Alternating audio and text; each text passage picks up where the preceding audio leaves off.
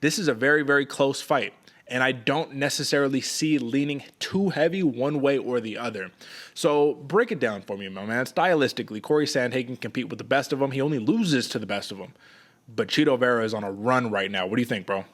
The momentum is with Cheeto, man. And being a big Sugar fan, I was actually a fan of Cheeto going into this fight. Cheeto's a dangerous striker. He's got that Goggins heart, that Goggins mentality. This dude never says quit, never says die. This is going to be a very fun fight. But as far as for Sandhagen, man, he's seen it all. He's done it all.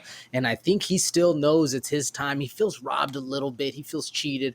He's going to go into this fight as dangerous. And we've seen when Sandhagen gets pushed, I guess against Aljo. The only time we've seen him crumble is against Aljo. But when he other gets pushed by everybody else, he's stood up to the test and been very, very dangerous, man. I'm excited to see how the counter striking of Cory Sandhagen goes with the onslaught that Cheeto's going to push, because he's going to be pushing that pace, Derek. What do you think it's going to be the same thing? Do you think it's going to be a counter striking battle? We're going to see some groundwork right here too.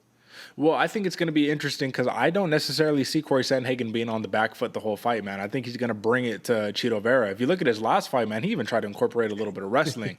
Not probably the wisest move to do against Cheeto Vera, but hey, man, if you can get it at the last 10 seconds of the round and try to solidify a round, maybe we might be onto something. But I want to talk about the story of the fight. And I think the story of this matchup right here is that we know one thing that is an unfortunate truth. Cheeto Vera is a very slow starter. He's always been a slow starter. It's been a detriment to him. He'll kind of give up the first round, and in 3-round fights, that's a real problem. But this is 5 rounds. And I know in his fight against Dominic Cruz and a couple of the last fights, he had to come from behind to win via devastating knockout. Some say if he doesn't get that knockout, he doesn't win. Do you believe in that narrative, or is this just the story kind of getting painted behind this matchup? I think it's a little bit of that narrative, Derek. I mean, if history tells it correctly, yeah, that's what we've seen him perform as. I don't necessarily see that as a detriment, though. I mean, you win 4 rounds of the 5. You're still up, you're still winning the fight. Yeah, do you come back and that gets said? Everybody needs that knockout. Everybody needs this. As long as you're staying safe, controlling and outputting the most damage and winning the fight, that's all that matters at the end of the day. Not what everybody else says, but what's the 2 dudes doing in the ring, or the 2 females, whoever, the 2 people in the ring. Mm-hmm.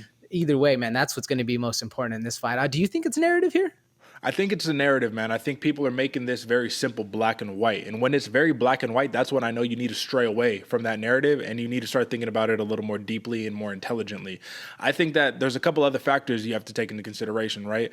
Cheeto Vera came into the UFC. This has got 20 fights in the UFC, bro. So it's not like, he doesn't have experience, right? Came into the UFC as a grappler. He has evolved into a very dangerous striker who can just go a full 25 minutes with his striking. But if the fight hits the ground, I think that Cheeto Vera does have an advantage on the ground. Now, the question here is going to become that clinch. Cory Sandhagen, what he did to Song Yadong in their last fight, man, he's able to deliver nasty blows off the break, man. He's very quick. He's slender build, but he's sharp, man. But then again, Cheeto Vera drops big elbows too. So the reality is, man, like, if you're a Cory Sandhagen, you're going to put pace in terms of volume, in terms of strikes. Come rounds 3, rounds 4, rounds 5, is that going to be all Cheeto show, or do you think Cory Sandhagen, if he can keep volume up this whole entire time, he can just point to a victory? That's a interesting question, because I could see both guys having the gas tank to go. We've never really questioned Cory Sandhagen's gas tank before. The only time we've seen him ever in danger is when he's actually getting put on, like Aljo, like he has a backpack, something early on where he's getting caught. Nothing too in danger as far as the late rounds go. Now, as far as who can win a tactical battle right here, I do think that the cards favor Sandhagen a little bit, but if you're spamming those kicks that Cheeto likes to do, if you're able to be the violent one, and I feel like I was focusing in on what you were saying about a sharp Sandhagen. I can see what you're saying. Those inside strikes, the spinning he has is very sharp, but Cheeto's a little bit more of that big bomb, big impact. I think that's going to play a little bit into this fight right here, Derek, where he's able to look like more damage is happening. Even if he's getting cut up, even if Sandhagen is doing the damage, it's going to be kind of how that DJ Dillashaw fight was, where it looks like Cheeto's doing the more damage. He's controlling more of the pressure, and I think that's what worries me a little bit on this pick right here. Unfortunately, like you said, Derek, 4 weeks isn't enough to really learn a whole bunch or prove a whole bunch. So will Sandhagen perform as his old self with that kind of being in mind? Hopefully not. I hope he comes in and realizes what he is and he flips that mentality. Now that can happen in a 4 week period, flipping that mentality and having, a paradigm shift. But we'll see if that happens in the cage. Do you think that's going to happen, or am I kind of pulling at straws here? No, no. I mean, Cory Sandhagen, if there's one thing that you have seen shift about him, it has been war zone mentality, legitimately, like I'm coming to kill. And he actually mentioned something specific. He had said, now you know you really only get one shot against these guys. So I keep that in the forefront of my mind. There's no rematches in his mind. I have to get the job done. I have to prove I'm better right now. So both of these dudes are coming in with a chip on their shoulder, bro. This is what makes this matchup so fun and so interesting. I think the last thing that I really have on this is that at the end of the day, you mentioned it, damage reigns supreme, especially today. Today, it feels like scoring criteria has flipped completely towards just damage. Nothing else matters. And that's what's scary, is because Chito Vera, if you look at like the Dom Cruz fight, for an example, right? Dom Cruz, he's picking him apart. He's touching him up all over, right? But he comes in, and if Chito decides he wants to drop a big bomb on a counter and catches him and he drops him, how is that going to weigh in the eyes of the judges? That's the part that, honestly, that's the big X factor that I just don't know. I don't know how this is going to impact it. Once again, huge Cory Sandhagen fan, huge Chito Vera fan. But let's talk about numbers now, man. Rightfully so. Cory Sandhagen, minus 160 favorite. I think this is a very even line, like a fair line. 160 favorite for Sandhagen, plus 135 comeback for Chito Vera. Let's talk about the props, though. Plus 135 for a decision for Cory Sandhagen, a man that does pretty much got to stay perfect for 25 rounds unless he gets caught. For Chito Vera, here's one thing that's interesting that I think they put fair odds, but I want to know what you think. Plus 575 for the submission. Chito Vera can put the backpack. Like, he can. People think that he's just a striker for whatever reason. This dude can submit you. So what do you think about that? Cory Sandhagen is well-versed in terms of, like, defense and whatnot, but do you see juice right there or what?